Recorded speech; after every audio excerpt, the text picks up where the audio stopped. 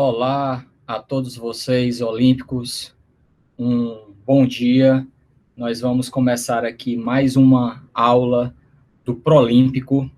O meu nome é Yuri Lima, eu sou professor da Universidade Federal do Ceará e nós vamos falar um pouco sobre combinatória geométrica.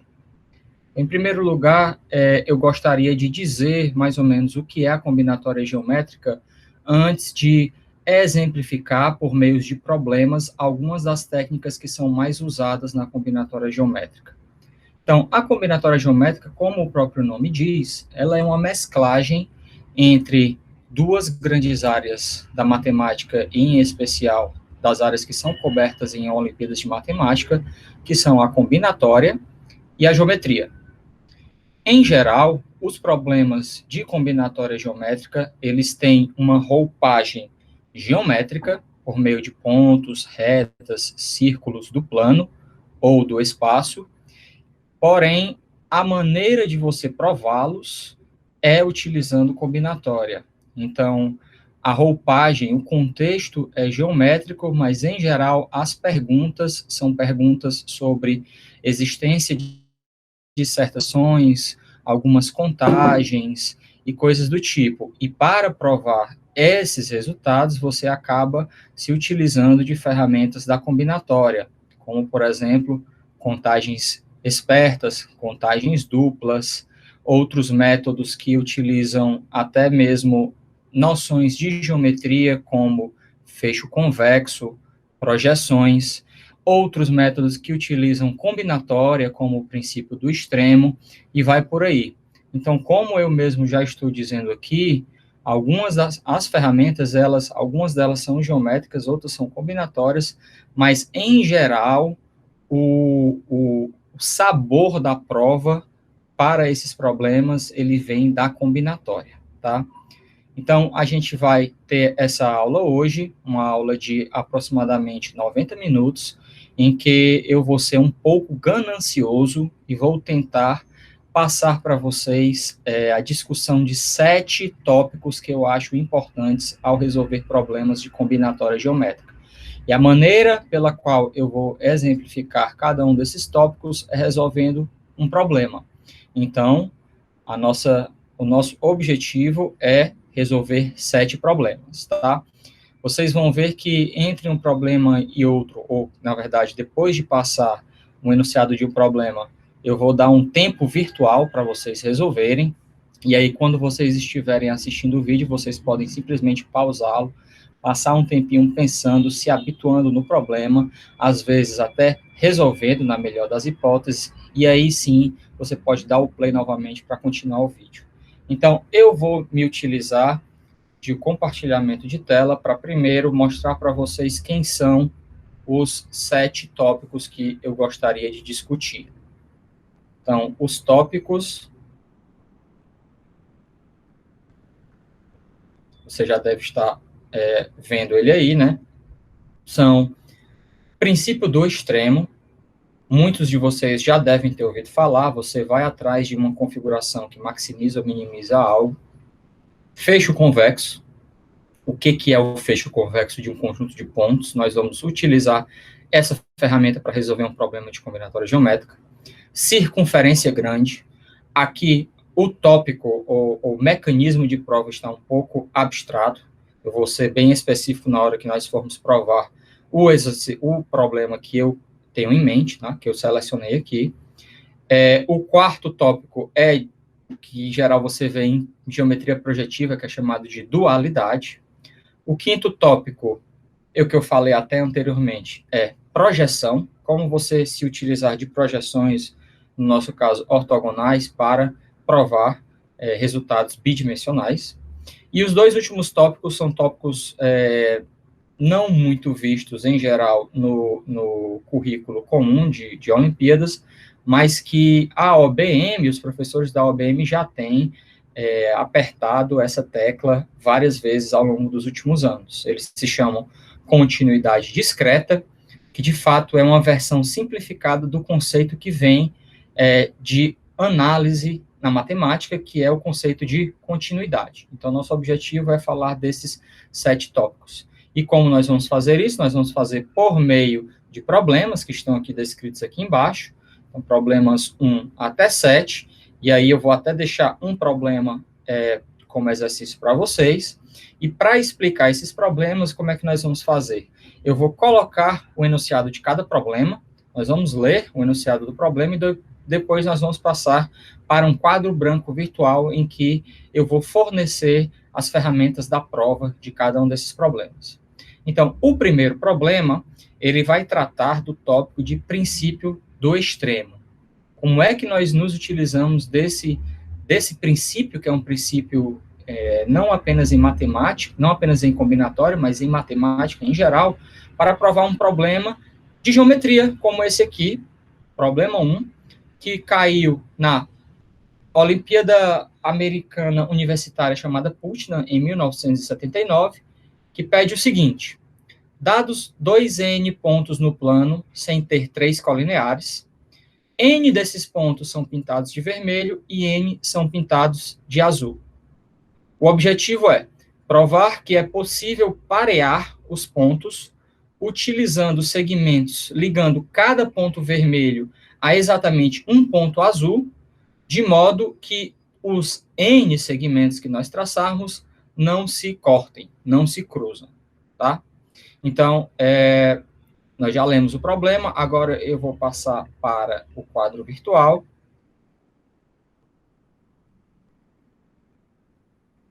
Que está aqui, certo? E aí eu vou começar a escrever aqui no tablet.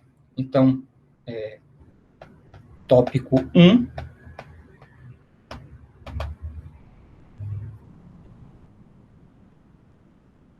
Princípio do extremo.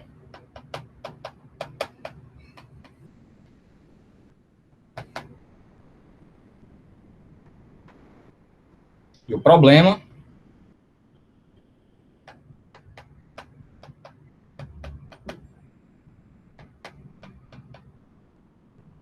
que nós queremos resolver é o seguinte: você tem N pontos azuis, N pontos vermelhos. O objetivo é traçar N segmentos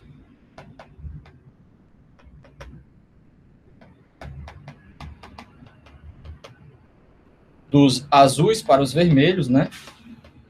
Cada ponto vai estar em exatamente no extremo de um segmento, e cada segmento vai ter um extremo azul e um ponto e um extremo vermelho. Então, traçar em segmentos dos pontos azuis aos vermelhos, sem que esses segmentos se intersectem.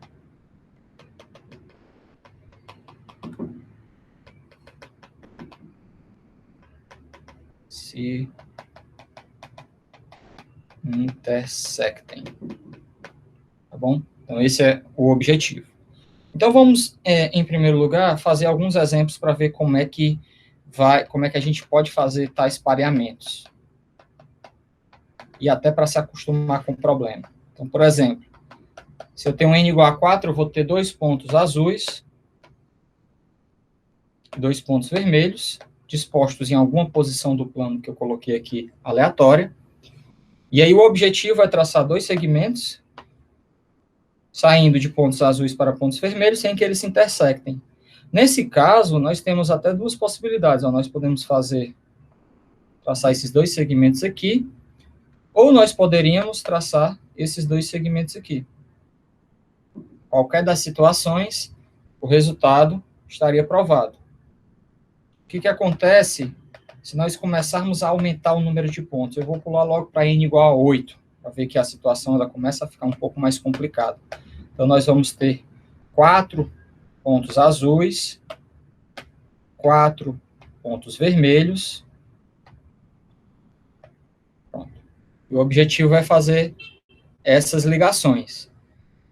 Em princípio, você pode sempre começar a fazer isso por tentativa e erro. Você vai e traça aqui, ó, um segmento que já deu certo. Aí o que acontece aqui? Ó? Você vai ter que traçar um segmento partindo desse pontinho aqui. Se você traçar esse segmento para o ponto azul não ainda utilizado mais próximo, pode ser que você encontre dificuldades. Porque nessa situação, quando você for parear esse ponto vermelho aqui, você vai ter que fazê-lo com um desses dois pontos aqui, e quaisquer dos dois segmentos que você traçar aqui vão intersectar esse segmento que você já utilizou, você já traçou.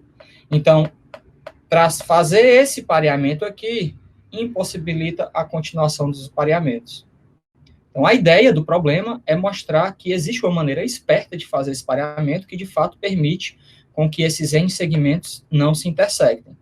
Nesse caso, o pareamento mais sugerido para ser feito aqui poderia ser até desse ponto vermelho para o ponto azul mais longe, ó.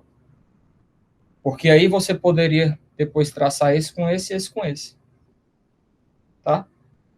Ou, se você quiser fazer alguma coisa mais localizada, você poderia começar e fazer assim. Ó. Enfim, a gente já vê aqui, por meio desse exemplo, até do exemplo N igual a 4, que não existe uma única maneira de resolver as condições do problema. O problema pede para a gente fazer apenas uma. Tá? Basta uma para a gente resolver o problema. Então, como é que nós vamos fazer isso? Bem, eu vou começar a fazer a solução, mas antes de fazer a solução, eu vou dar um tempinho para vocês. Então, no meu relógio, aqui, ó.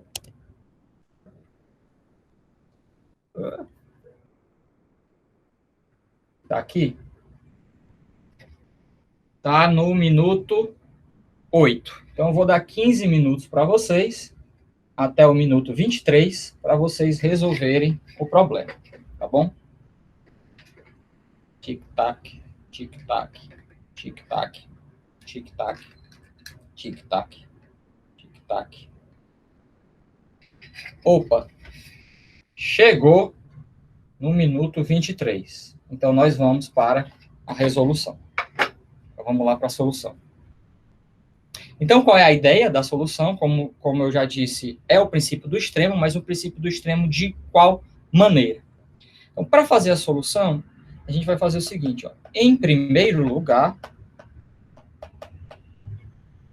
eu vou assumir que os pontos não têm cor e que a gente pode fazer o pareamento sem levar em conta que todo segmento tem que ir de um ponto azul a um ponto vermelho, tá? Que os pontos não são coloridos. E aí, a observação para tentar entender como resolver esse problema é o seguinte. Note que se dois segmentos A e B, AB e CD se cruzam,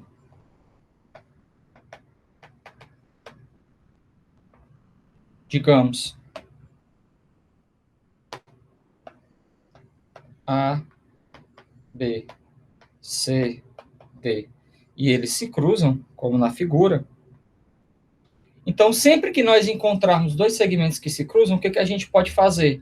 A gente pode reajeitar esse pareamento traçando, por exemplo, ligando o A com o C e o B com o D, ou, se nós quiséssemos, nós poderíamos fazer o repareamento ligando o A com o D e o B com o C. Qualquer um desses novos repareamentos nos dariam dois segmentos que não mais se intersectam. Então, eu vou só voltar aqui. Note que se dois segmentos A e B se cruzam, podemos reparear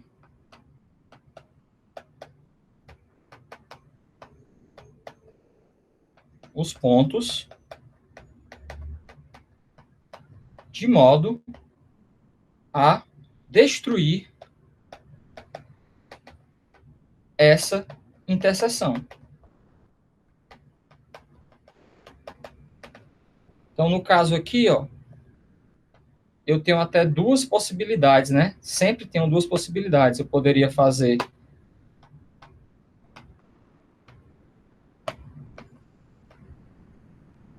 AC um BD, ou eu poderia fazer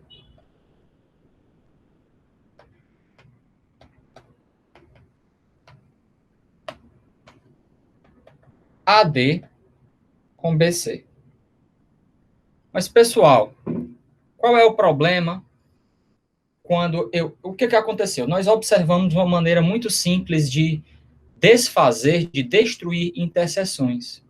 Mas o que pode acontecer é que uma vez que nós destruímos essa interseção que nós estávamos lidando aqui, ao fazer um novo repareamento, seja esse primeiro ou esse segundo, nós podemos criar novas interseções.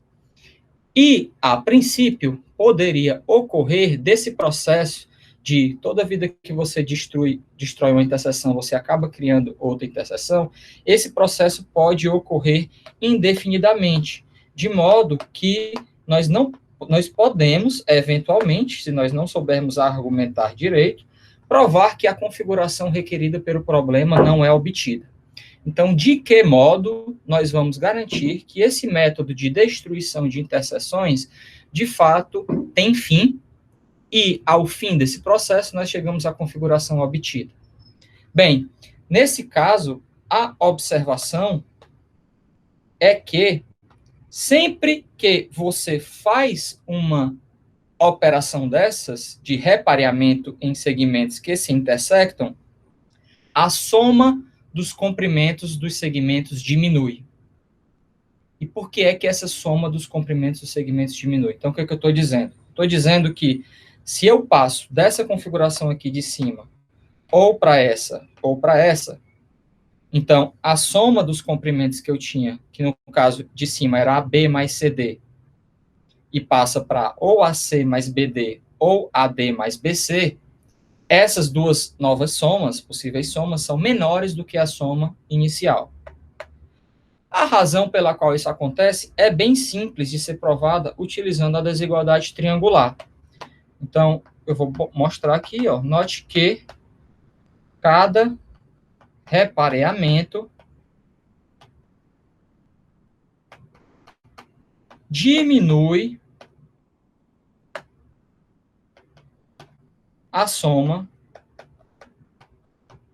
dos segmentos, dos comprimentos dos segmentos.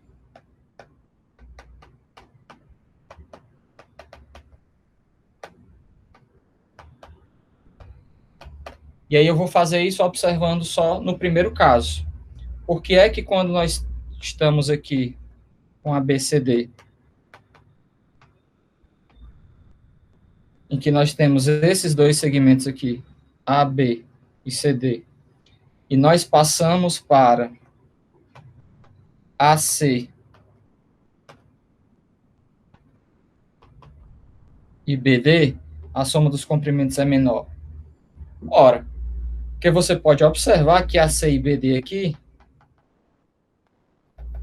se você chamar esse pontinho aqui de X, você observa que AC é um dos lados do triângulo AXC, e BD é um dos lados do triângulo BDX, BXD.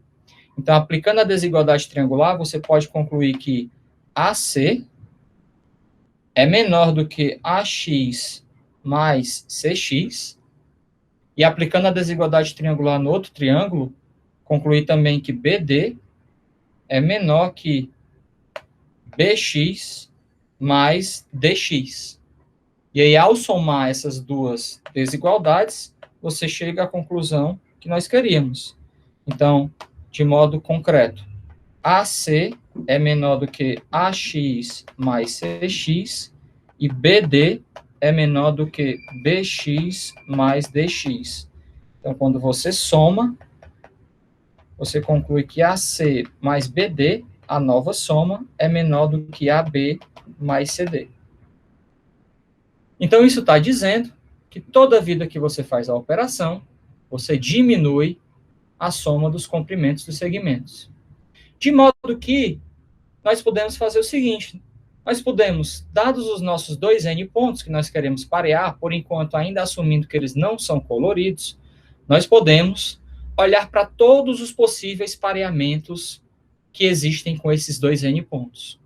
Obviamente, essa quantidade, esse conjunto de pareamentos é finito, já que o conjunto original de pontos é finito. Então, nós podemos aqui aplicar o princípio do extremo e olhar para aquele pareamento, dentro desse conjunto finito, que nos dá a soma dos segmentos o menor valor possível. Então, considerando as finitas maneiras de pareamento,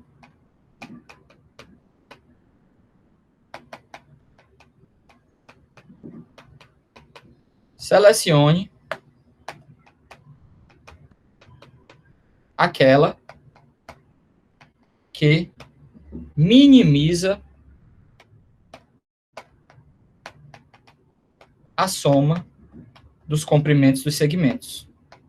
Se existirem duas que satisfazem isso, eu posso escolher qualquer uma delas.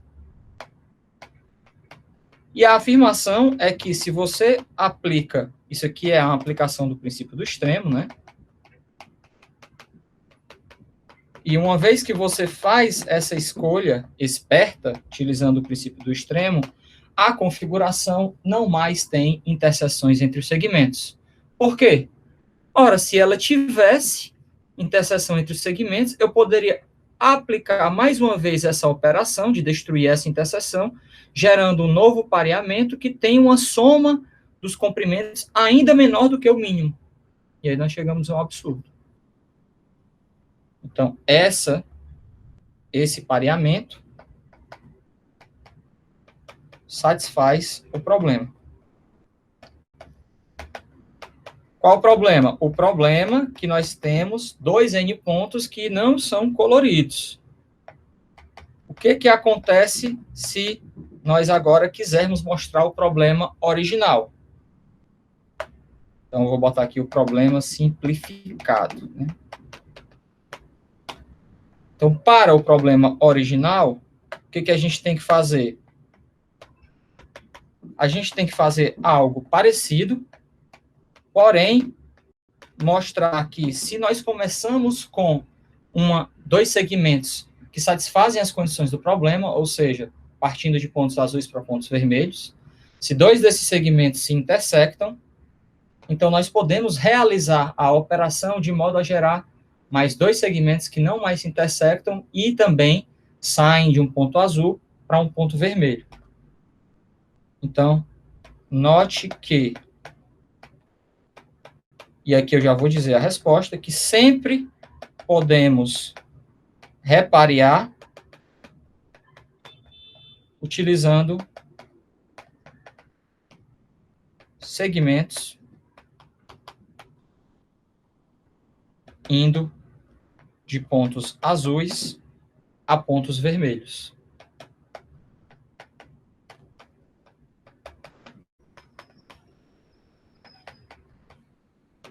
E para fazer isso, eu vou ver como é que acontece o pareamento aqui.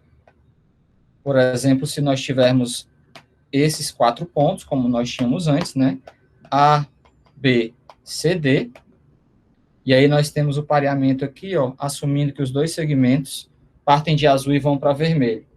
Então, nesse caso, o único repareamento possível que eu vou fazer é fazer o AD com o BC.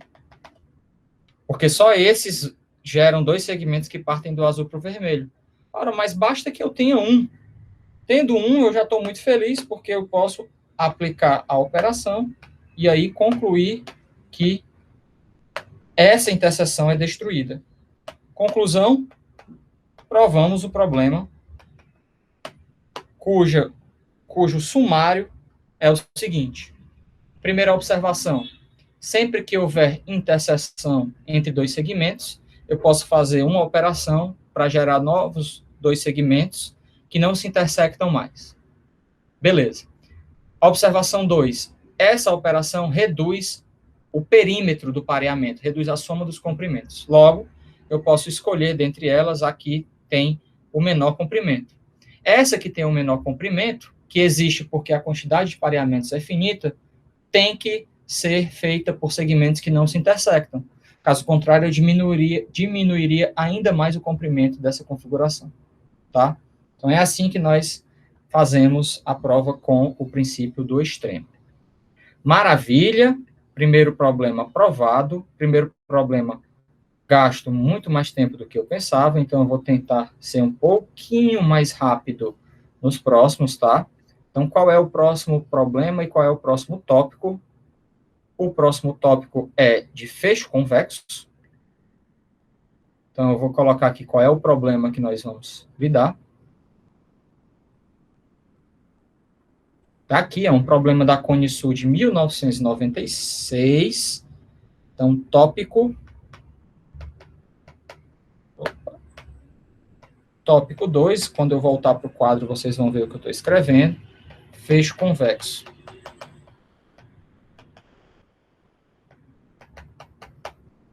Tá? E o problema é o seguinte. Você quer encontrar todos os inteiros n, maiores do que 2, para os quais existe uma configuração, um conjunto de n pontos no plano, satisfazendo essas duas condições aí abaixo. 3 pontos do plano, 3 pontos do conjunto não são colineares, e sempre que você pega 2 pontos do conjunto e traça o círculo que os tem por diâmetro, nenhum outro ponto do conjunto está no interior desse círculo. Tá? Então, eu vou desenhar as duas configurações que são proibidas lá no quadro branco, porque assim vai ser mais fácil de entender. Então, voltando aqui para o quadro branco, nós temos o tópico 2, que é o tópico de fecho convexo.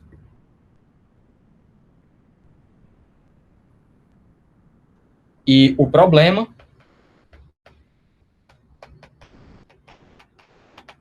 é achar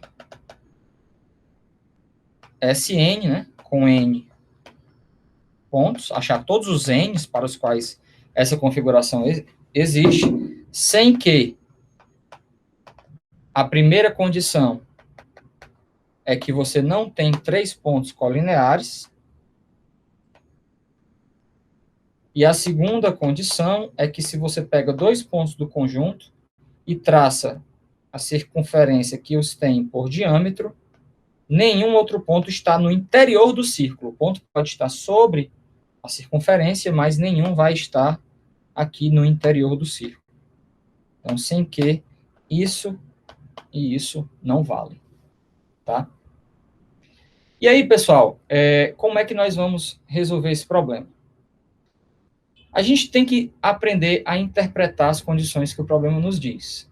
E nesse caso, a condição 2, o que ela está tentando dizer para a gente? Observe o seguinte. O que acontece se nós pegarmos 2 pontos, digamos esses 2 pontos aqui, e traçarmos o círculo tendo os 2 pontos formando um diâmetro? A gente sabe que, do ponto de vista de ângulos, esse círculo divide o plano em 2 partes, uma parte exterior e uma parte interior, na qual o seguinte fato acontece. Os pontos do interior são pontos em que esse ângulozinho aqui é maior do que 90 graus. Os pontos sobre a circunferência são os pontos em que esse ângulo aqui ele é igual a 90 graus. E os pontos de fora da circunferência são os pontos em que o ângulo é menor do que 90 graus.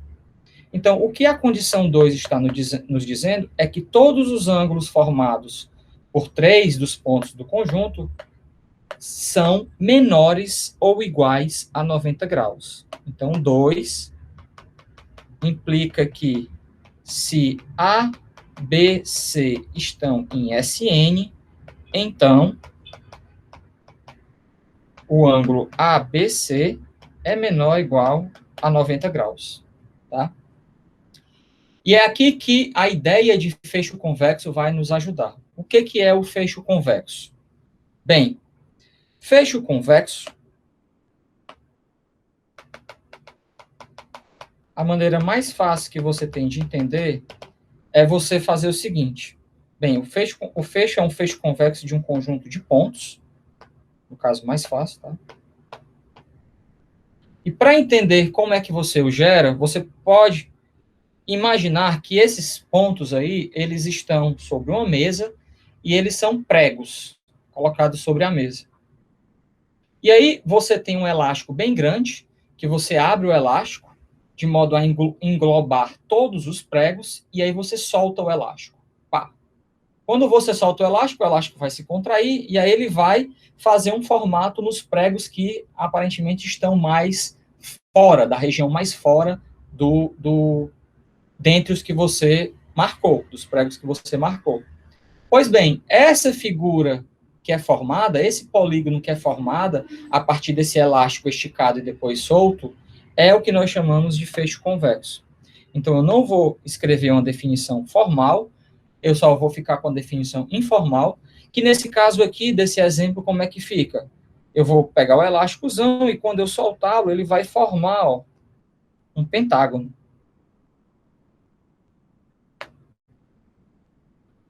E o nome dele é fecho ou envoltória convexa, porque de fato ele está cobrindo todos os pontos.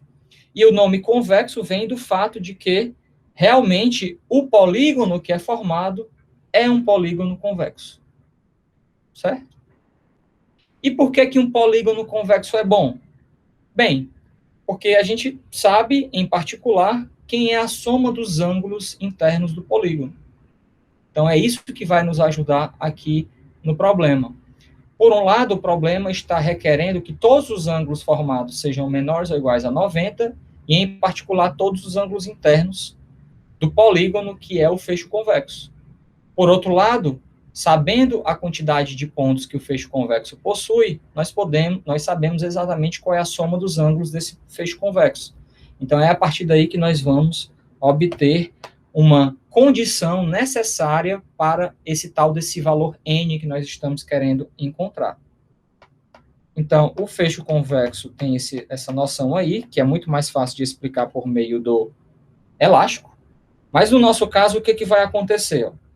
Bem, suponha que você tem essa configuração SN e você tome o fecho convexo, e esse fecho convexo vai ser um polígono convexo que tem a quantidade de vértices, né? Que é pelo menos 3, já que é um polígono. Então, suponha que o fecho convexo de SN tenha K vértices. Então, se tem K vértices, logo, a soma dos ângulos internos desse polígono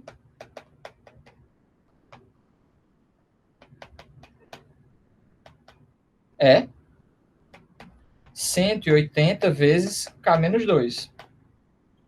Por outro lado, esses ângulos internos são quantos? São K deles, cada um dos quais é menor ou igual a 90.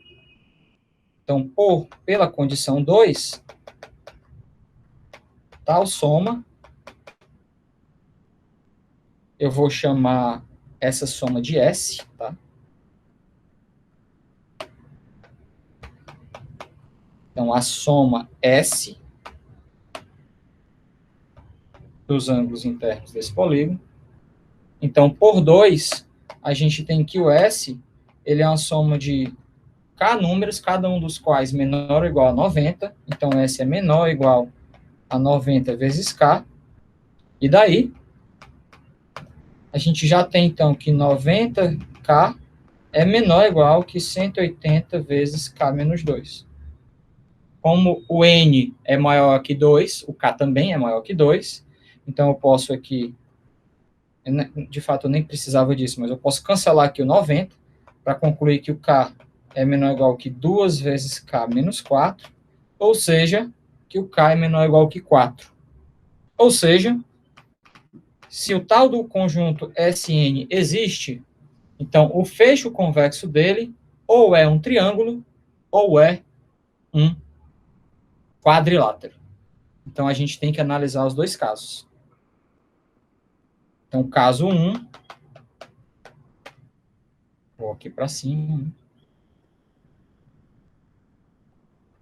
Caso 1, o fecho é um quadrilátero. O que que acontece nesse caso? Bem, nesse caso, pessoal, a gente de fato tem que ter a igualdade lá na estimativa que a gente fez no S. E para ter a igualdade na estimativa que a gente fez no S, a gente tem que ter que todo ângulo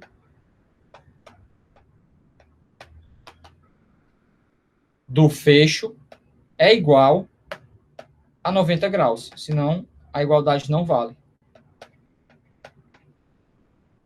Ou seja, o fecho convexo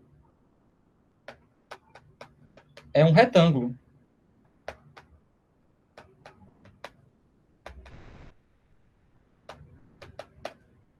Então, você tem aqui um retângulo formando o fecho convexo. Porém, bem, esses 4 pontos já tem que estar dentro do SN, mas o que que acontece se você tomar a circunferência circunscrita? Ela é uma circunferência que tem diâmetro 2 dos pontos do conjunto, e ela contém estritamente todos os outros pontos do conjunto, já que todos os outros pontos do conjunto estão aqui no interior desse retângulo, né? O retângulo é o fecho convexo. Então, isso aqui, se existisse mais um quinto ponto, esse quinto ponto teria que estar dentro da região preta, que está estritamente dentro do círculo azul, que contraria a condição 2. Então, por conta disso, você chega à conclusão de que você não pode ter mais nenhum ponto, ou seja, a configuração é dada, nesse caso, só por um retângulo, que de fato satisfaz as condições do problema. Então, isso aqui implica que, pela condição 2, não existe outro ponto, pontos adicionais.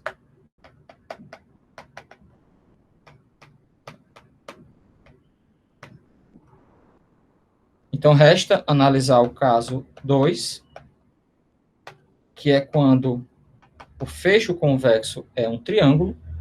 Nesse caso, nós não temos restrições sobre os ângulos do triângulo. Obviamente, cada um deles tem que ser menor ou igual que 90 graus.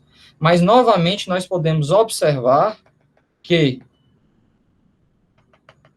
nenhum outro ponto vai poder existir. Por quê? Porque se algum outro ponto existisse, ele estaria no interior desse triângulo, e você tomar um ponto no interior do triângulo, a gente sabe que a soma desses 3 ângulos aqui, que esse ponto forma com os lados, é 360, então pelo menos um dos ângulos é 120, e isso seria um absurdo, porque cada um dos ângulos da configuração é no máximo 90 graus. Então, se existe P, então algum dos ângulos APB, BPC, CPA é maior ou igual que 120 graus. Absurdo. Ou seja, nesse caso, necessariamente, o triângulo, o conjunto tem que ser apenas os 3 pontos A, B e C. Então, assim, SN é ABC, que implica que o N é igual a 3. Conclusão, os únicos valores que são satisfeitos para o problema são N igual a 3 e N igual a 4. N igual a 3, qualquer triângulo não obtusângulo satisfaz as duas condições do problema. N igual a 4, qualquer retângulo satisfaz as condições do problema. E aí nós chegamos à conclusão da prova do problema, tá? Então, vocês observam que a mera consideração desse fecho convexo, você abre e solta, permite que você investigue melhor a condição 2, que é a mais difícil do problema, de modo que você entenda, você tem uma cota superior para a quantidade de pontos que ficam no fecho, e vai por aí. Tá? Então, essa é a segunda ferramenta, eu gostaria de compartilhar com vocês. E agora nós vamos para a terceira ferramenta, que é a ferramenta de circunferência grande. Então, o que eu quero dizer com isso? Então, vamos voltar lá para ver o terceiro problema. Tá aqui. Então, tópico 3.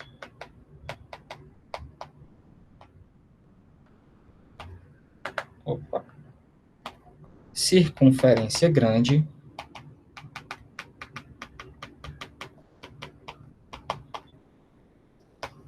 E o problema é o seguinte. Bem, considere N retas no plano em posição geral, ou seja, sem ter 3 concorrentes nem 2 paralelas. A gente já sabe que essas retas, elas dividem o plano em algumas regiões. Algumas das quais são limitadas, né? São limitadas por segmentos ao redor delas. Outras são ilimitadas. Todas essas regiões são, de fato, convexas. Beleza. O objetivo do problema é mostrar que, se você fixa qualquer uma das N retas, quando você olha para a quantidade de regiões ilimitadas que ficam à esquerda dessa reta e à direita dessa reta, você tem exatamente N delas. Então, N ilimitadas à esquerda e N ilimitadas à direita. Vamos voltar lá para o quadro e fazer alguns exemplos disso para checar que realmente isso está acontecendo. Então,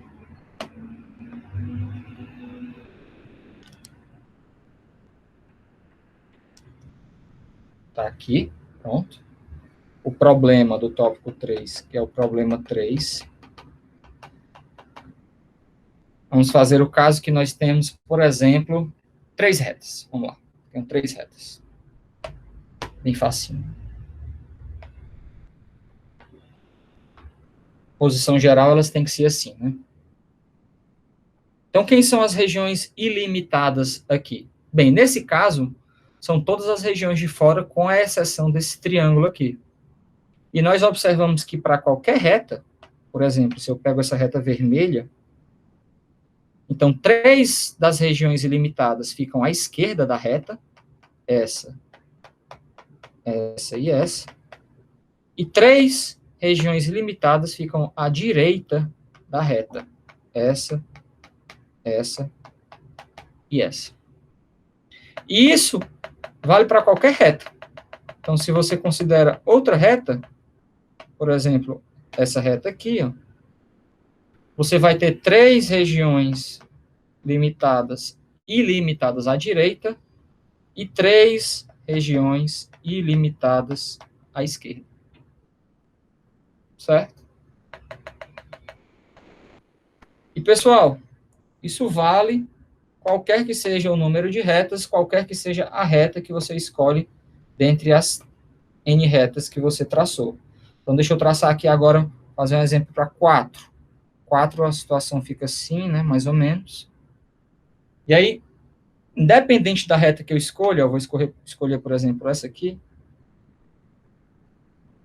eu vou ter 4 regiões ilimitadas à esquerda dela, 1, 2, 3, 4, e 4 regiões ilimitadas, que eu vou chamar aqui de A, B, C e D, A, B, C e D, à direita dela.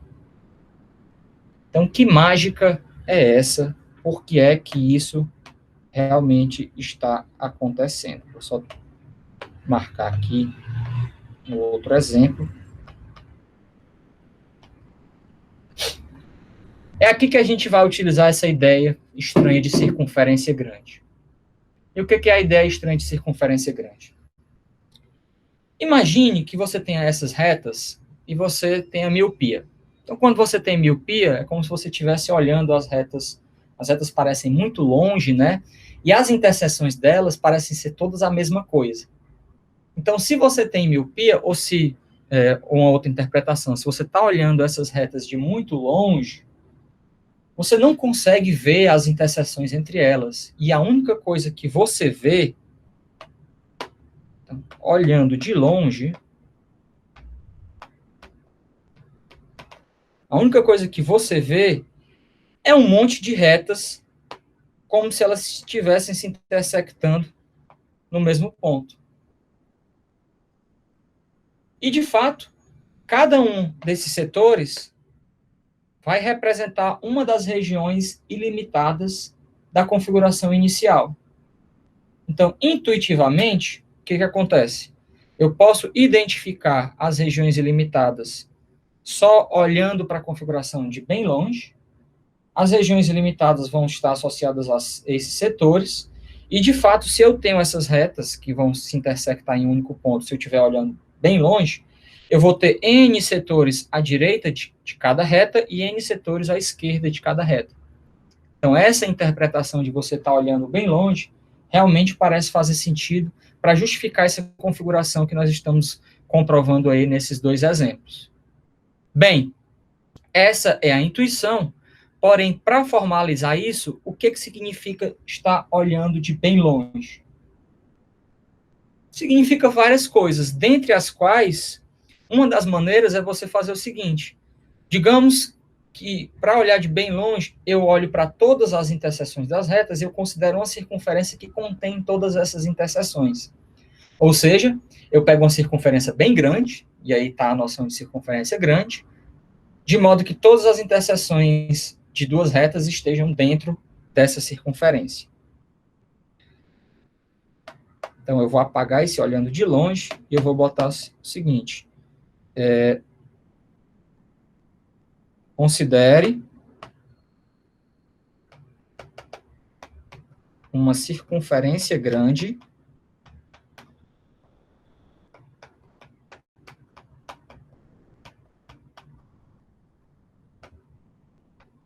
que contém todos os pontos de interseção, ou todas as interseções.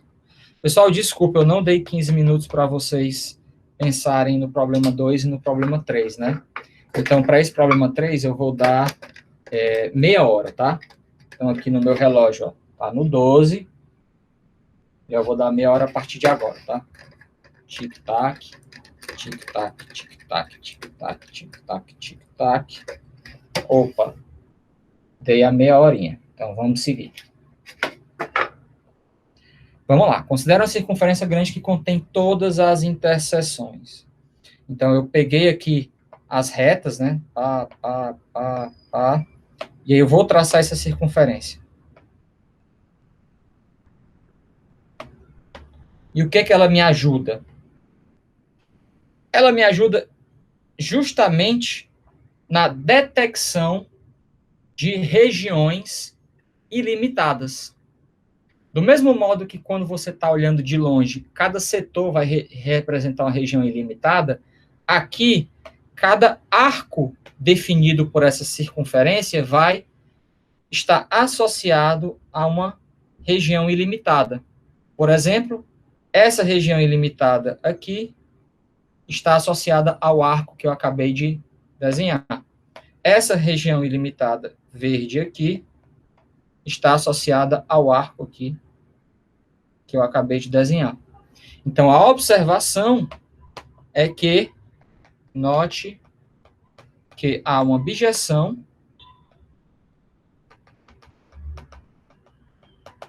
entre regiões ilimitadas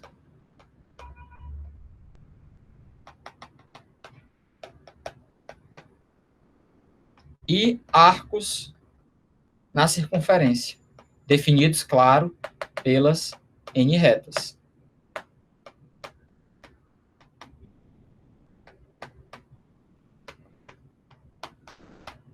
Certo? Ou seja, nós podemos associar, se nós queremos uma propriedade sobre as regiões ilimitadas, nós podemos ver a respectiva propriedade sobre os arcos. E qual é a propriedade? A propriedade é que qualquer uma das N retas, por exemplo, essa reta aqui vermelha que eu vou traçar, existem N arcos acima dela, à direita dela, e N arcos à esquerda dela. E por que isso é verdade? Pessoal, isso é verdade Por razões óbvias. Por quê? Porque cada reta vai contribuir com um arco para um lado e para o outro.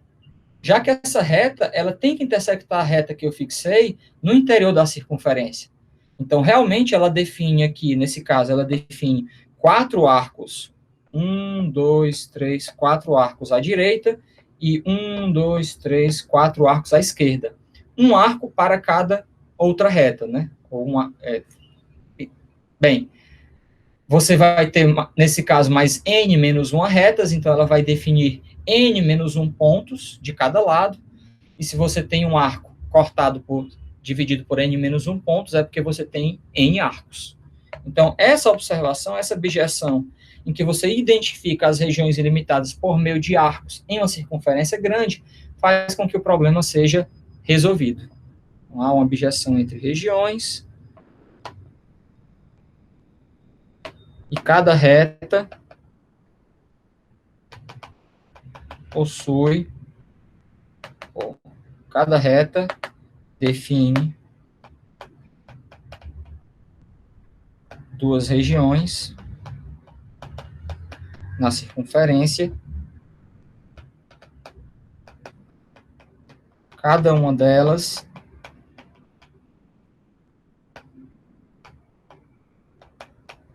com exatamente n arcos. Isso, acabou. Tá? Então, uma propriedade que parece ser bem difícil de você checar olhando para as regiões, se você estiver de perto, se você se afastar mais, considerando essa circunferência grande, você consegue identificar as regiões limitadas de um modo melhor e, de fato, provar o problema. Tá bom? Então, isso resolve o tópico 3. Quem seria o tópico 4? Tópico 4 é o que nós vamos falar de dualidade, tá? Então, deixa eu só ver onde é que a apresentação está. Pronto, está correto. E o tópico 4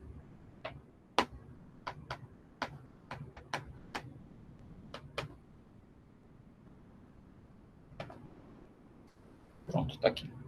É de dualidade.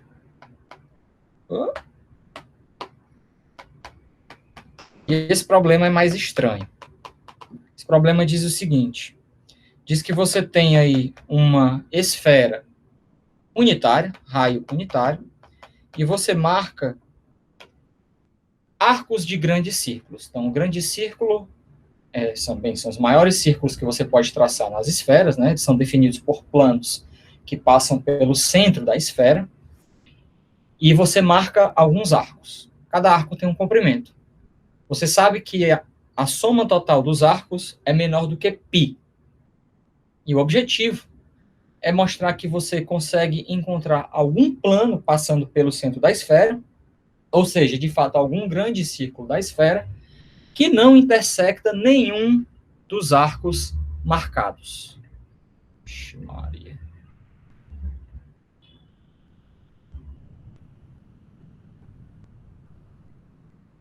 Então, ó.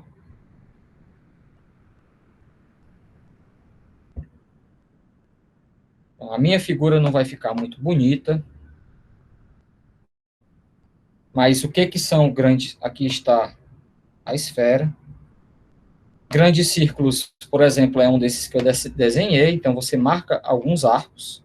Então, vou desenhar outros grandes círculos aqui. Ó. Vou marcar alguns arcos sobre esse grande círculo. Vou desenhar mais um.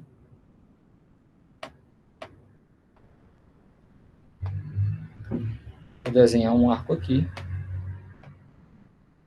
E o objetivo é mostrar que vai ter algum grande círculo que não intersecta nenhum desses arcos traçados. Então, nesse caso, eu poderia pegar algum grande círculo mais ou menos por aqui, ó. Ele não vai intersectar nenhum dos arcos traçados. A única informação que eu sei é que a soma dos arcos, os comprimentos dos arcos, é menor do que π. Tá?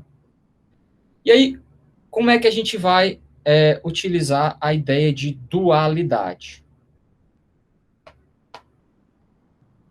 Então,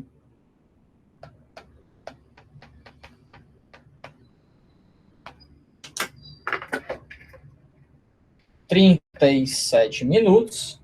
Vou dar aqui 15 minutos. 37 mais 15 é 47, 52. Tac, tac, tac, tic, tac, tic, tac, tic, tac, tic, tac, tic, tac. Tempo esgotado. Vamos para a solução. A solução desse problema, bem, é a tal da dualidade. Como é que a gente vai fazer essa dualidade? A dualidade, nesse caso, é a seguinte. Cada ponto é uma dualidade que só vai valer em uma direção, tá, pessoal? Cada ponto da esfera, vou marcar aqui P, está associado a um grande círculo, que é o seguinte. É o grande círculo cujo plano é perpendicular ao raio definido por esse ponto. Então, você olha para o raio definido por esse ponto, e você traça o plano perpendicular a esse segmento. Esse plano vai intersectar a circunferência, a esfera, em um grande círculo, e esse vai ser o que eu vou chamar de conjunto dual do ponto P. Então, eu vou associar a cada ponto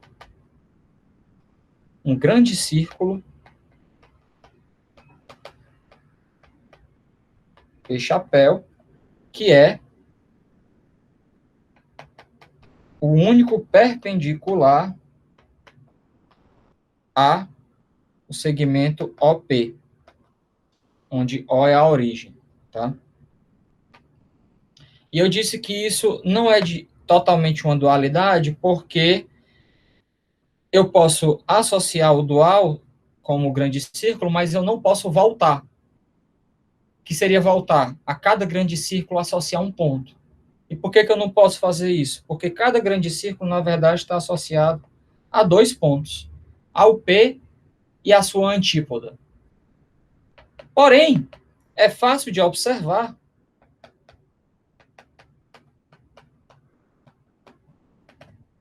que se P pertence ao dual de um ponto, eu vou botar aqui Q pertence ao dual de um ponto, então o P pertence ao dual do Q. O que significa isso? Significa que se eu pego um ponto Q nessa circunferência, nesse grande círculo azul, e eu olho para o dual do Q, o dual do Q necessariamente passa pelo ponto P. Então, vai ter que ser um grande círculo que vai passar pelo ponto P. Tá?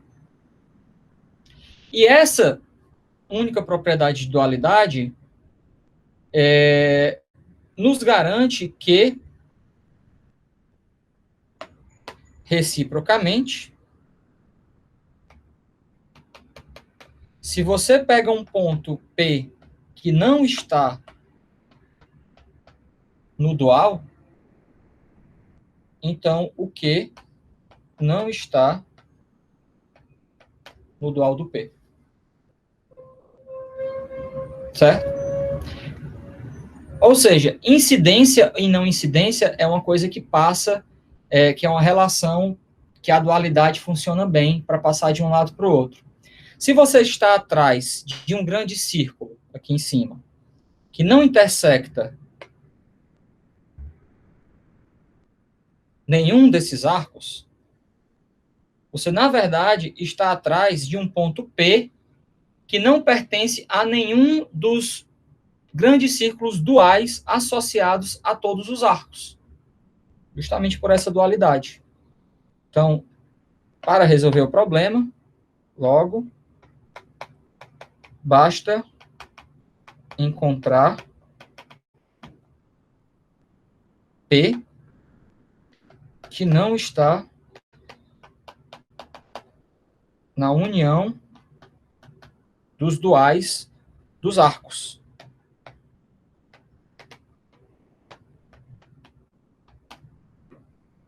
Eu vou dar um nome aos arcos, eu vou colocar até aqui em cima, tá?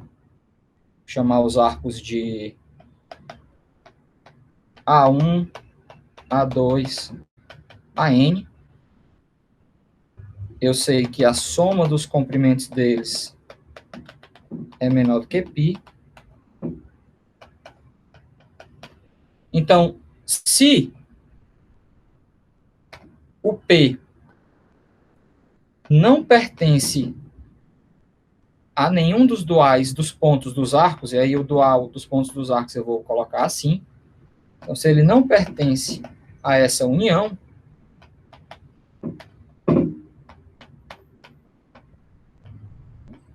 então, nenhum dos arcos, nenhum dos pontos dos arcos intersecta o dual do P, que é a circunferência, o grande círculo, ou seja, um plano passando pela origem. Então, esse cara intersectado com o dual do P é vazio, que é o que nós queremos. Então, é por isso que basta olhar para os duais dos arcos e mostrar que existe um ponto que não está nesses duais. Quem seriam os duais de um arco? Aí a gente tem que ver. Duais, o dual de um arco. Aqui, mais uma vez, a minha licença poética vai ter que ser utilizada. Eu não vou desenhar direito. Deixa eu tentar explicar.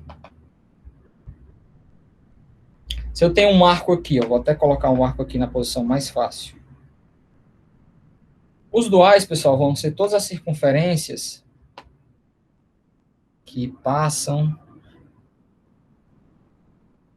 Eu vou ter. Opa.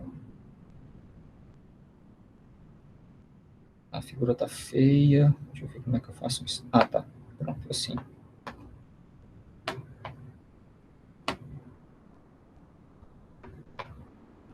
Vão ser todos os grandes círculos que vão desse arco do lado esquerdo para esse arco do lado direito.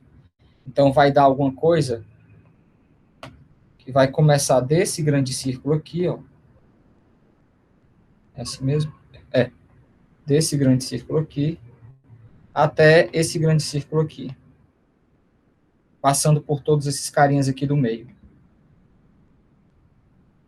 Então, isso, na verdade, dá como se fosse dois pedaços de uma laranja, né? Se você pega a laranja e você corta ela, vai ser um pedaço de um lado esquerdo e de um lado direito, que de fato é bem mais fácil nós entendermos se nós estivermos considerando uma visão superior.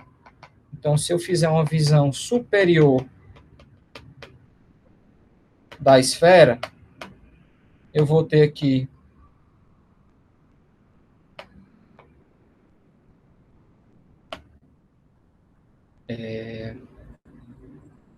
o arco inicial, vermelho, e aí eu vou ter os dois arquinhos aqui azuis, e a região, os duais vão ser justamente definidos pelos grandes círculos que compõem essa região aqui. Certo? É mais ou menos isso. A figura não ficou boa. Vou tentar melhorar um pouquinho ela. Não melhorei muito, mas deixa para lá, né? Pronto. O que é importante observar aqui? É importante observar aqui, entender qual é a relação entre o comprimento do arco e a região e a área da sua região dual, seu conjunto dual. Então, essa observação, note que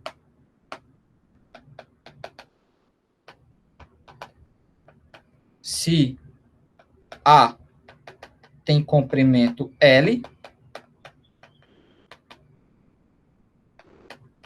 então a chapéu cobre uma região, uma fração, vou botar assim,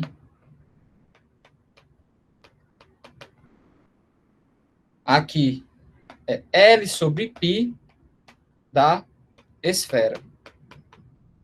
Por quê? Basicamente porque se você tem L aqui, você tem 2L para os dois segmentinhos aqui. Então, a fração que é coberta é 2L sobre 2π, que é L sobre π, certo? Então, é L sobre π da esfera. Assim,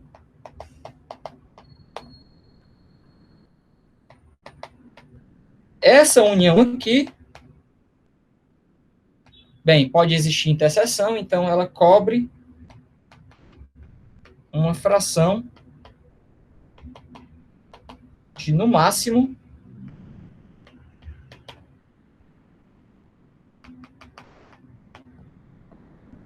quanto da esfera. Bem, vai ser o primeiro comprimento, né? A1 sobre π mais A2 sobre π, então vai ser somatório de AI sobre π. E variando de 1 até n da esfera. E isso é quanto? É 1 sobre π, somatório dos comprimentos, que a gente sabe que a somatória dos comprimentos é menor do que π, então isso fica menor do que 1. Ou seja, eu cubro uma fração da esfera que é menor do que 1, ou seja, eu não cubro toda a esfera, ou seja, existe um ponto P que não pertence à união dessas regiões duais, que era o que eu queria provar, e assim eu concluo o problema. Tá bom? Então, nós concluímos a quarta técnica, e aí nós vamos fazer uma pausazinha rápida para voltar com as próximas 3 técnicas. Muito provavelmente nós vamos ultrapassar o tempo da aula, porque nós já estamos aqui com quase 1 hora e 10 minutos, mas isso não tem problema. O que importa é passar todas essas técnicas que eu me propus no início, tá bom? Então, pessoal, falta nós discutirmos mais 3 tópicos, tá? No tempo remanescente da aula, eu vou apresentar o próximo problema, que vai tratar do tópico de projeção. Então, como é o problema? Vamos aguardar um pouquinho para que a apresentação apareça. Maravilha. Então, esse problema 5 aí do Torneio das Cidades. Eu já vou escrevendo aqui o quadro, tópico 5, projeção.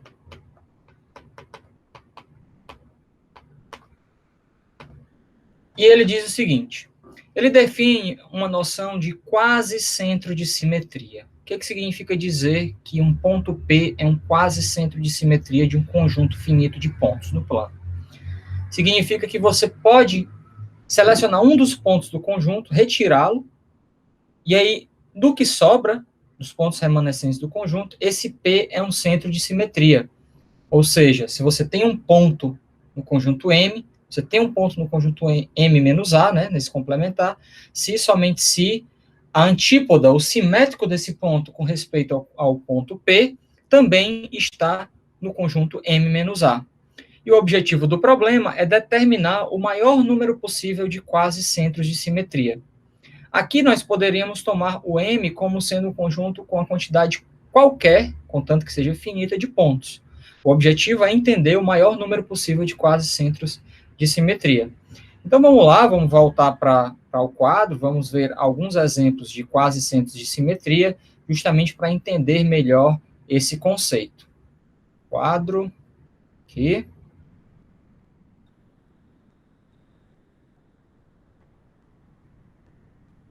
Maravilha. Então vamos lá para cima. Pronto, tópico 5, projeção. E o problema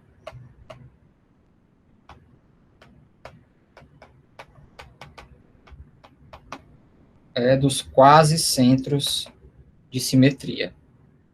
Quase centros de simetria.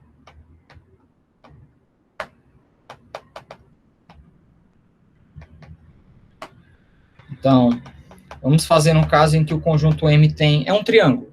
Opa, simetria. Se você tem aqui um triângulo.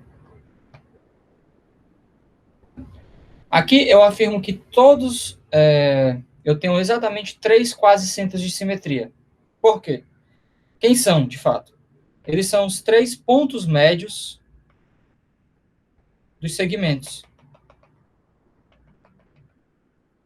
É esse, é esse e é esse. Por que que esse P1 aqui é um quase centro de simetria? Porque quando eu excluo esse pontinho aqui do conjunto, eu fico apenas com esses dois pontos, esse, e o P1, sendo o ponto médio, ele é um centro de simetria do conjunto remanescente. A mesma coisa acontece com esses dois pontos P2 e P3, certo? Então, nesse caso aqui de um triângulo não degenerado, eu tenho 3 quase centros de simetria.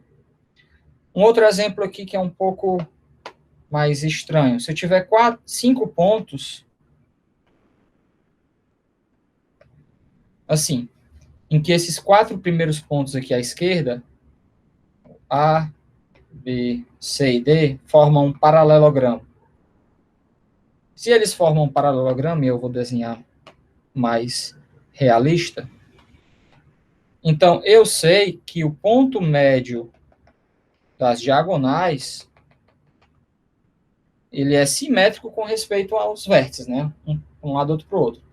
Logo, ele é um quase centro de simetria, porque se eu retiro esse ponto aqui do conjunto, o P vai ser simétrico, vai ser um centro de simetria do que sobra.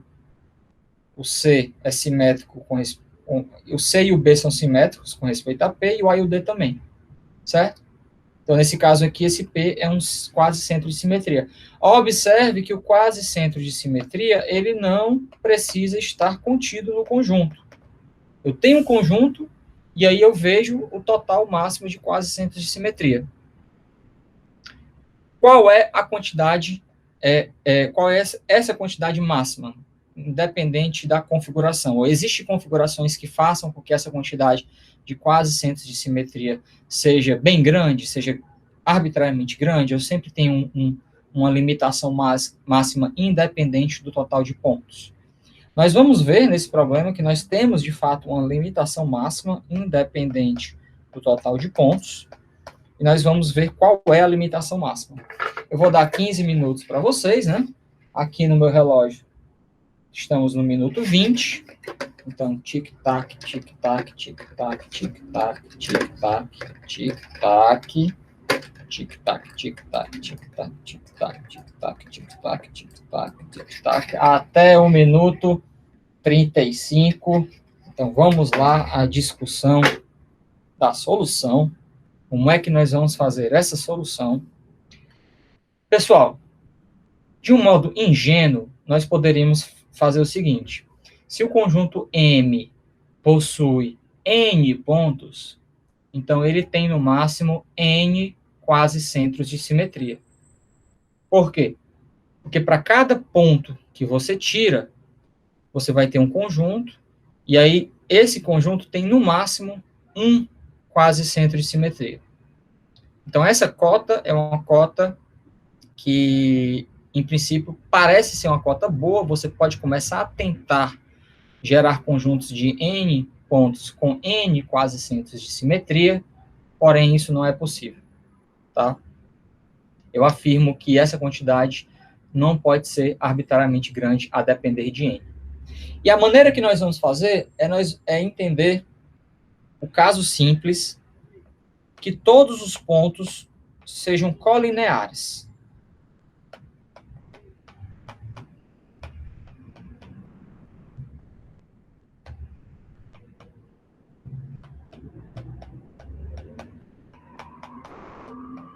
Assuma que os pontos de M estão sobre uma mesma reta. Eu vou colocar a reta. Vou botar ela vermelha até. E eu vou marcar aqui os pontos. A1, A2, A3, AN. Eu afirmo que nós, nesse caso, podemos ter no máximo 3 quase centros de simetria. Por quê? Bem, dentre os pontos que você retira, você pode ou retirar o A1, ou retirar o AN, ou não retirar nenhum deles. Então, se você retira o A1, necessariamente, o quase centro de simetria tem que ser o ponto médio do segmento A2AN, porque o A2 é o ponto que vai estar mais à esquerda e o AN é o ponto que vai estar mais à direita no conjunto remanescente. Então, o único quase centro de simetria, que eu vou chamar QSC, possível é o ponto médio de A2AN. E a mesma coisa acontece, uma coisa bem parecida acontece se nós retirarmos o AN. O único quase centro de simetria vai ser o ponto médio de A1 a N-1, porque aí o ponto remanescente mais à esquerda é o A1, o mais remanescente à direita é o AN-1, então eles têm que ser um simétrico com respeito ao outro, de modo que o centro de simetria do que sobra tem que ser o ponto médio deles. E se nós não retirarmos nenhum desses caras, se nós retiramos um AI diferente do A1 e do AN, então o único possível quase centro de simetria vai ser o ponto médio do segmento A1AN. Então, isso diz, logo,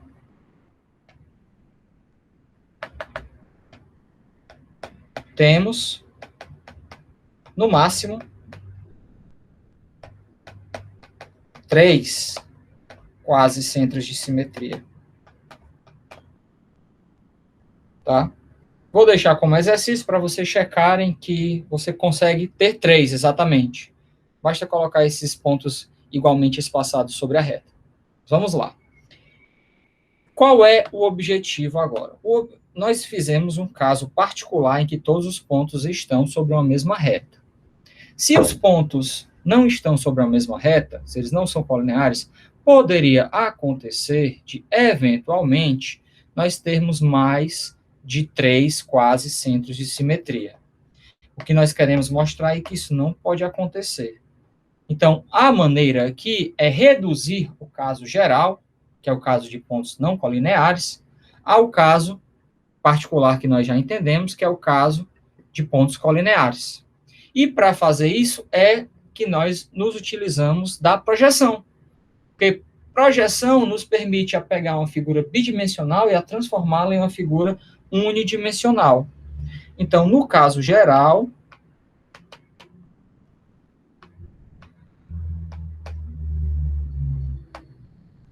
a gente vai fixar uma reta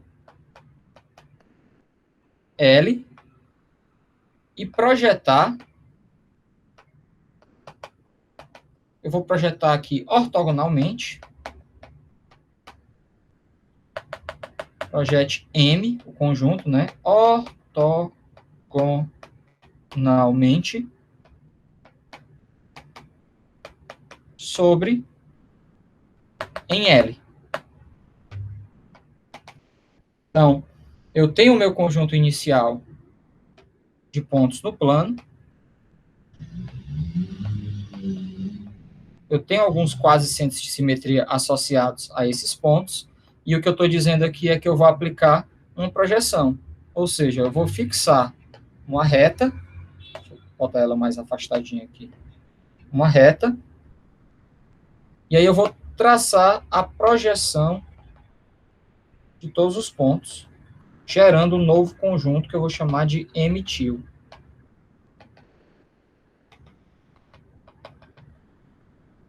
Eu tenho esse.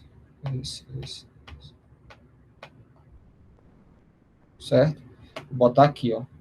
Obtendo um conjunto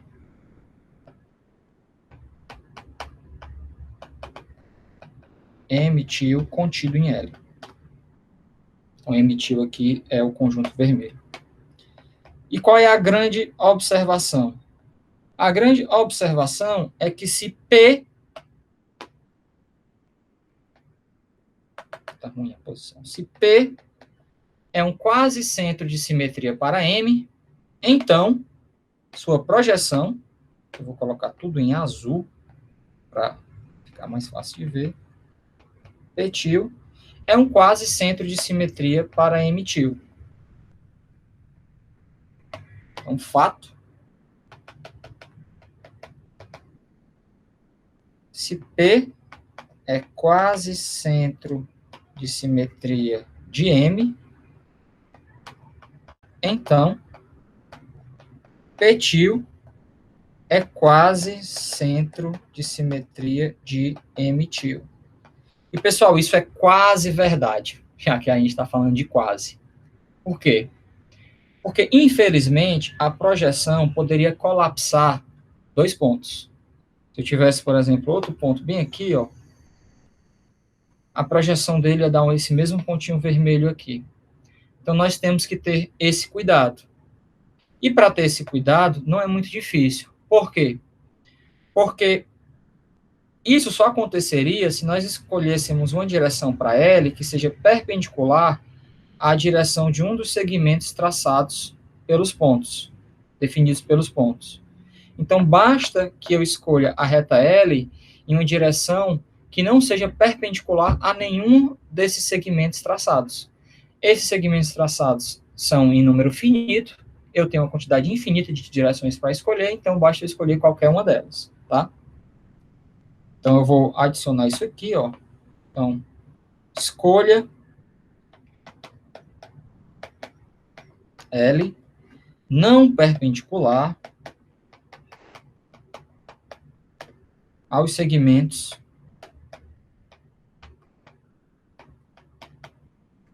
de M, definidos por M.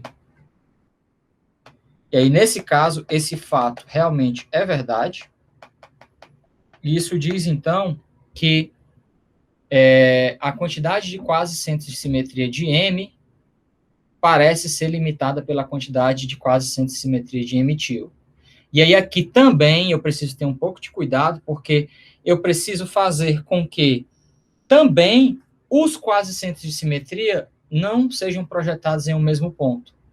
Então, para isso, eu vou escolher a reta L, que não é perpendicular aos segmentos definidos por M, união os seus quase centros de simetria, conjunto de quase centros de simetria. Eu sei que eu tenho no máximo N, então eu tenho M tem N pontos, quase centros de simetria tem no máximo N pontos, então eu tenho um conjunto de no máximo 2N pontos, eles determinam no máximo 2N, escolhe 2 segmentos, eu olho para essas direções, eu escolho uma direção que não é perpendicular a nenhuma delas, tá?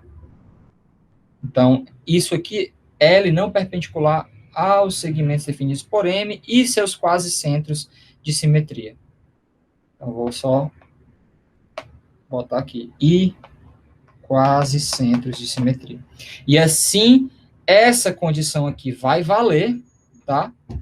De fato, por ela, os quase centros de simetria de M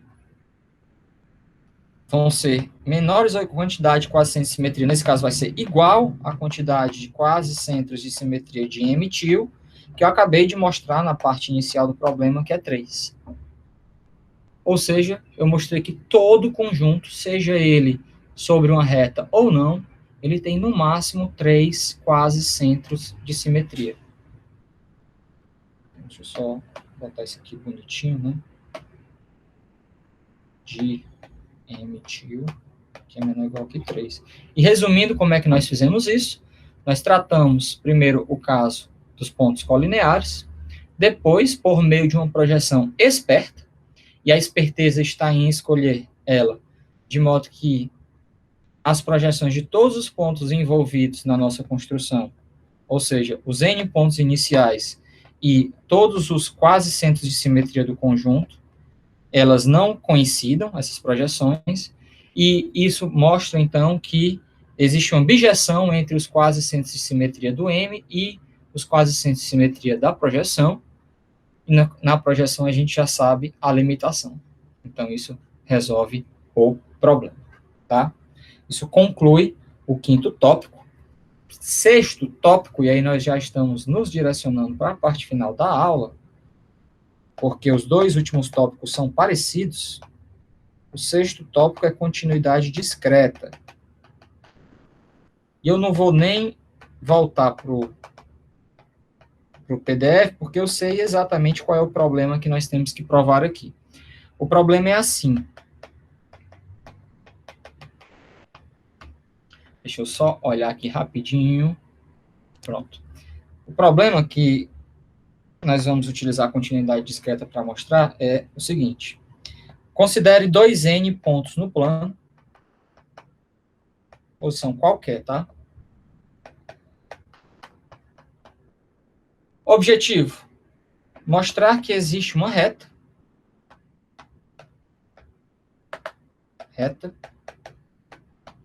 que vai separar o plano em dois semiplanos, cada semiplano contendo exatamente n desses pontos fixados. Tal que cada semiplano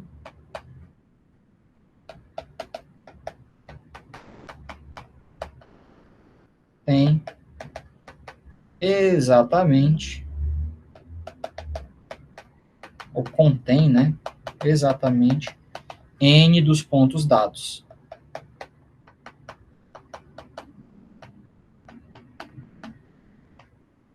Tá? Contém.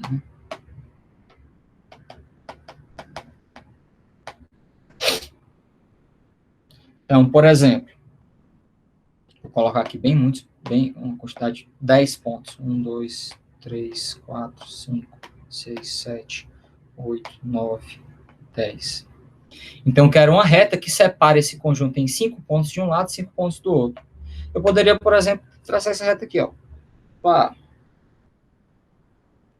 Ou essa reta aqui, ó. Pá. Eu não tenho uma única solução, né? Isso aqui já diz isso, certo? Então, vamos lá, vou dar um tempinho para vocês. No relógio aqui, minuto 50. Então, eu vou dar 15 minutos, né? Tic-tac, tic-tac, tic-tac, tic-tac. Minuto 5 da próxima hora. Então, vamos lá para a solução. Qual é a ideia da solução? A ideia da solução é uma ideia muito bonita, que a gente vai utilizar uma reta deslizante.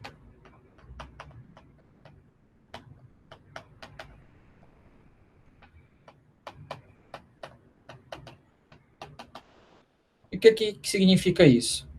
Significa o seguinte: digamos que você esteja numa situação que você ainda não encontrou essa reta que separa os pontos em quantidades iguais, né, de um lado e do outro. Eu vou colocar aqui 10 pontos também, parecido ali. 5, 4, 5, 6, 7, 8, 9, 10. E aí, digamos que eu comece com a reta, uma reta qualquer aqui fora. Essa reta, obviamente, se ela está aqui fora, o lado esquerdo, semiplano esquerdo dela não contém nenhum ponto, e o semiplano direito dela contém todos os pontos, os 2n pontos. E aí eu vou deslizando essa reta paralelamente. Então, vou deslizando ela, tac, tac, tac, tac, tac, até o momento em que ela encontra um dos pontos do conjunto, né? Tá.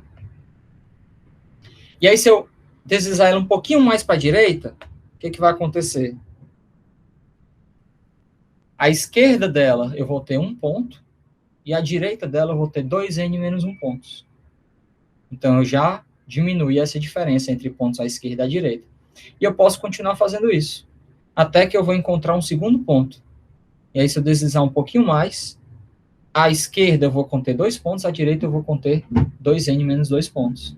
E vou fazendo isso até que, em cada passo, eu vou jogando um dos pontos que estavam inicialmente à direita para a esquerda, até o momento em que eu joguei n dos pontos para a esquerda, e, portanto, eu vou ter n à esquerda e n à direita. Isso acabou. Acabou o problema. Verdade ou mentira? Uma verdade mentirosa. Por quê? Porque poderia acontecer de, no momento em que você encontra um ponto, você, na verdade, encontra dois. Por exemplo, essa reta aqui. E se você faz isso, quando você deslizar um pouquinho mais para a direita, você vai aumentar em 2 o número de pontos que está à esquerda dela. Então, essa quantidade poderia passar, por exemplo, de n menos 1 para n mais 1, e não passar por n, necessariamente. Então, nessa situação, o que você tem que fazer? Você tem que parar e tem que dizer, peraí, eu não posso escolher essa reta deslizante, né, essa direção que as retas paralelas estão deslizando, como sendo qualquer direção. Eu tenho que escolher uma direção em que toda vida que eu encontro um ponto, eu encontro apenas um. E, ora, isso só não seria verdade se a direção da minha reta fosse igual à direção de um dos segmentos definido pelos dois n pontos. Porém, como eu tenho dois n pontos, eu tenho uma quantidade finita de segmentos definidos. Portanto, eu tenho uma quantidade finita de direções que eu não quero escolher. Então, basta que eu escolha uma das direções diferentes, a direção diferente de todas essas finitas direções, de modo que sempre que eu encontrar um ponto, eu encontro apenas um.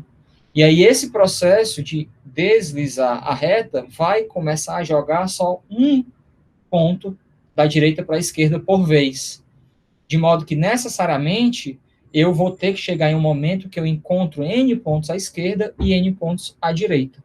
E isso é a noção de continuidade discreta.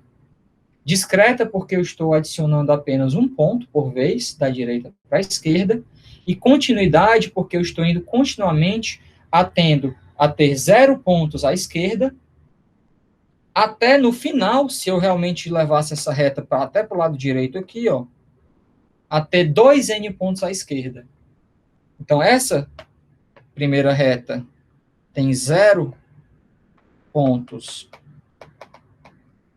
à esquerda e 2n pontos à direita, enquanto que a última, né, se eu deslizei paralelamente até o outro lado, ela tem 2n à esquerda e tem 0 à direita. Então, a observação é que se a direção é diferente de todas as direções dos segmentos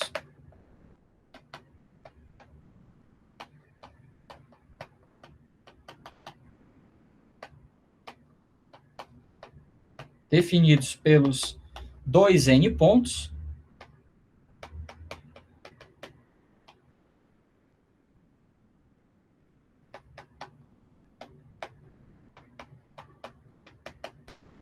então passaremos por uma configuração, por uma posição com n pontos à esquerda,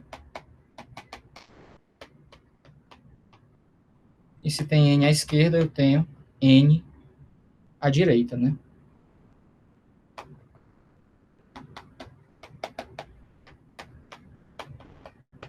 Certo? E isso conclui o problema. Essa ideia de você considerar um objeto que está variando, em que ele vai de 1 a 1, adicionando uma certa quantidade, é a noção de continuidade discreta. E como você passa de 0 pontos à esquerda para 2n pontos à esquerda, em algum momento intermediário, eu vou precisar ter exatamente 5 pontos à esquerda e 5 pontos à direita, consequentemente, tá? Então, essa é a ideia que eu queria passar aqui para vocês. Então, deixa eu só desenhar pontos que não pareçam mais colineares. Pronto. Tá? Nesse caso aqui, eu encontraria uma reta aqui intermediária que satisfaz isso. E a gente observa que para quase toda direção a gente consegue a mesma coisa, né? Então, a gente tomou uma direção que não é uma direção paralela aos segmentos definidos pelo conjunto, a gente poderia tomar qualquer uma dessas, e qualquer uma dessas a gente tem, de fato, infinitas delas. Então, agora nós vamos nos direcionar para o último tópico, que é o tópico de continuidade, propriamente dita, né, que é uma noção que vem de cálculo, de análise, em matemática, e ela tem a mesma ideia. Se você tem uma quantidade que está variando de modo contínuo entre, sei lá, 2 e 3,7, então, em algum momento, ela vai ter que passar por todos os números entre 2 e 3,7.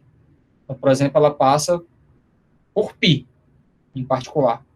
E a noção aqui, eu estou colocando esses números estranhos, porque realmente a diferença desse conceito para a continuidade discreta é que na continuidade discreta a gente lida apenas com números inteiros positivos ou inteiros em geral.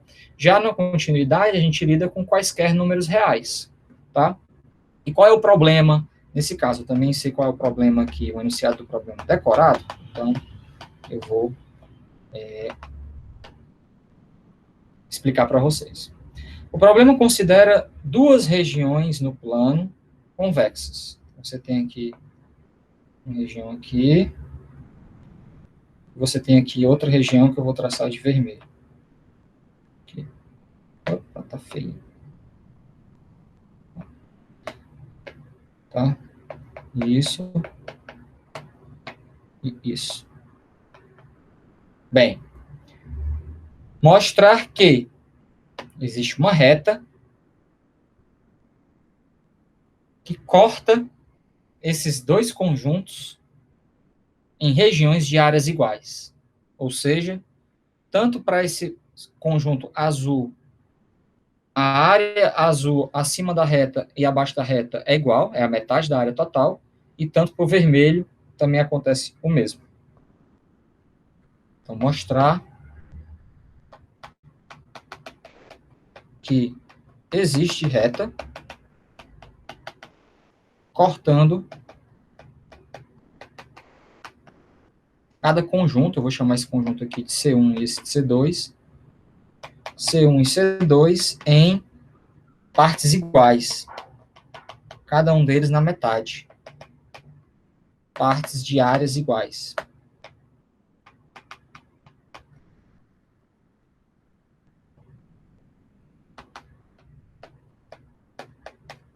Certo?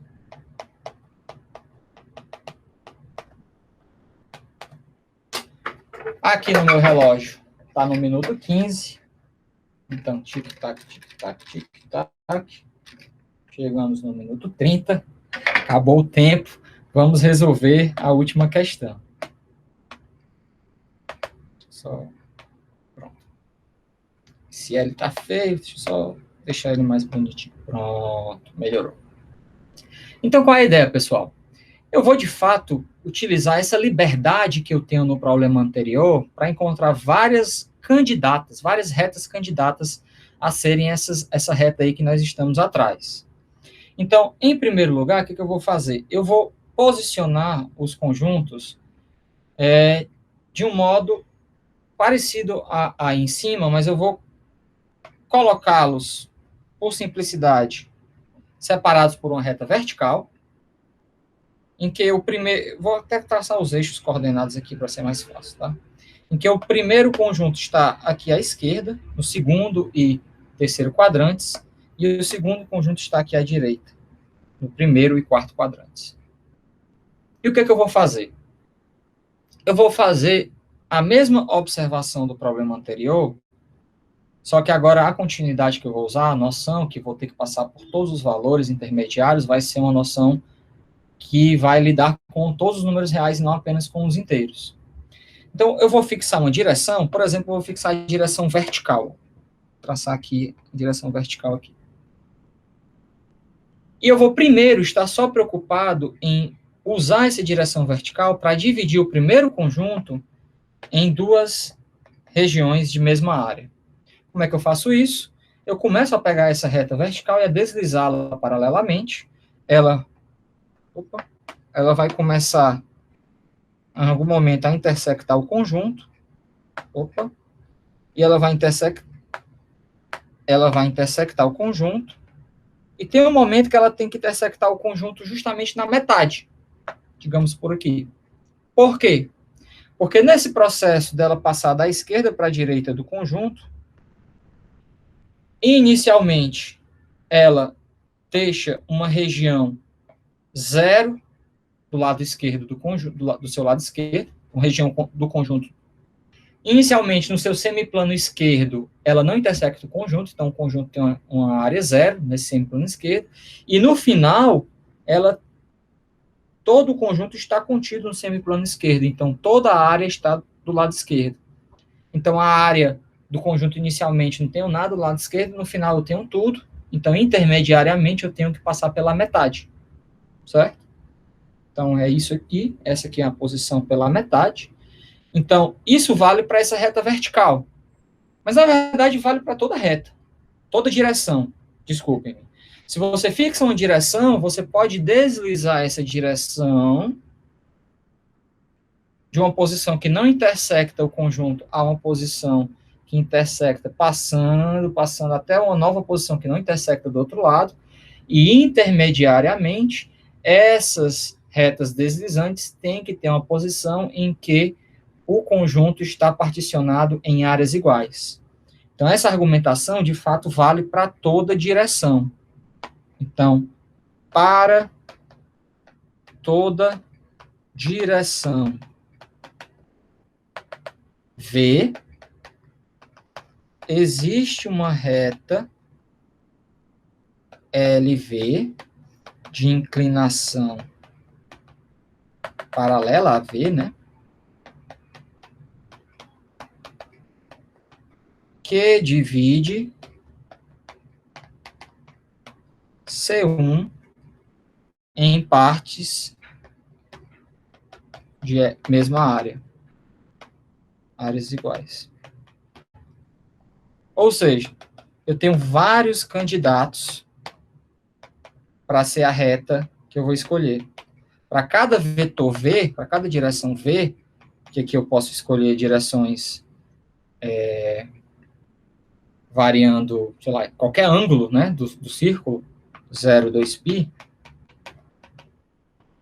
eu posso associar uma reta que já divide o C1 em áreas iguais. Porém, eu tenho que encontrar dentre essas retas LV uma que divide também o C2 em áreas iguais.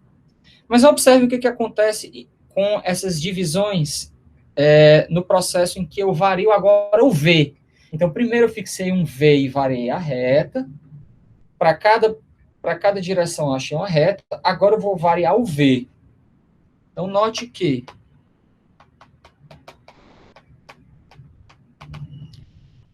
se V é igual a π sobre 2, 90 graus, então a reta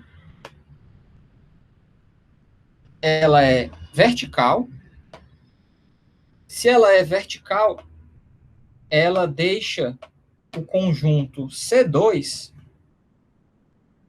totalmente à direita. Certo? Então, área de C2 é 0 do lado esquerdo da reta e tudo do lado direito da reta. Então, eu vou botar divisão, vou botar assim, divisão 0, área de C2, certo? Pela reta L, π sobre 2. Aí, o que acontece quando eu começo a pegar essa direção e a diminuir ela, né? A tornar ela mais próxima de 0. Quando eu faço isso, ó, essa retinha verde aqui, eu vou encontrar outras retas que estão particionando o C1 também em partes iguais, mas que elas vão começar a chegar mais perto do C2. E vai ter em algum momento que elas vão começar a intersectar o C2. E aí elas vão deixar uma parte positiva de área dos dois lados do C2. E aí você vai fazendo isso. Até o momento que ela já não intersecta mais o C2, novamente. E, de fato, quando o V é menos π sobre 2, ou seja, é a mesma direção, só que a orientação trocada, V igual a menos π sobre 2, você vai encontrar a mesma retinha aqui, só que com a orientação trocada, de modo que aqui o que está à esquerda da reta, o que é a esquerda da reta? A esquerda da reta é para essa região aqui, né? É todo o conjunto C2, e a direita da reta é nada do conjunto C2. Ou seja, A divisão esquerda-direita agora trocou de 0 e a área total para a área total 0.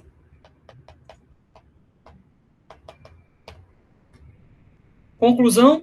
Conclusão que, intermediariamente a esse processo que eu pego o ângulo e vario ele de π sobre 2 para menos π sobre 2, eu tenho que chegar em uma posição, em um ângulo, em que essa divisão, ela seja igual, né? Ela passe, a primeira coordenada dessa divisão seja a área de C sobre 2, C2 sobre 2, e a segunda também. Então, intermediariamente, e isso é a noção de continuidade, né? Por continuidade, na transição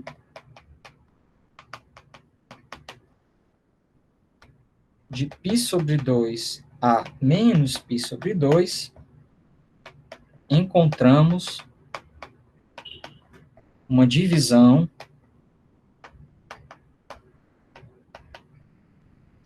em partes iguais, de C2 em partes iguais.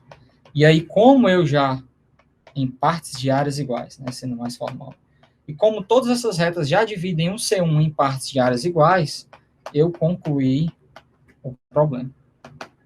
Tá? Então, aqui eu utilizo a continuidade duas vezes. Uma para fixar uma direção, encontrar uma reta que divide o primeiro conjunto em partes em áreas iguais.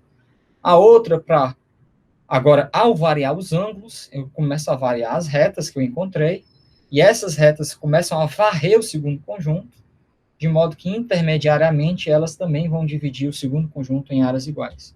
E aí eu concluo o problema. Então, pessoal, nós ultrapassamos um pouquinho o tempo previsto de 90 minutos, mas não tem problema. O que importa é nós termos discutido todos esses 7 tópicos extremamente importantes que são utilizados em combinatória geométrica, e não apenas em combinatória geométrica, mas também em outros contextos de Olimpíadas de Matemática e de Matemática em geral. Eu espero que vocês tenham aproveitado, e qualquer coisa, vocês podem me mandar um e-mail ou me contactar de quaisquer outros modos que vocês encontrarem aí na internet, tá bom? Eu vou ficando por aqui, um grande abraço a todos e aproveitem o máximo possível desse projeto super legal que é o Prolímpico. Um abraço e tchau, tchau.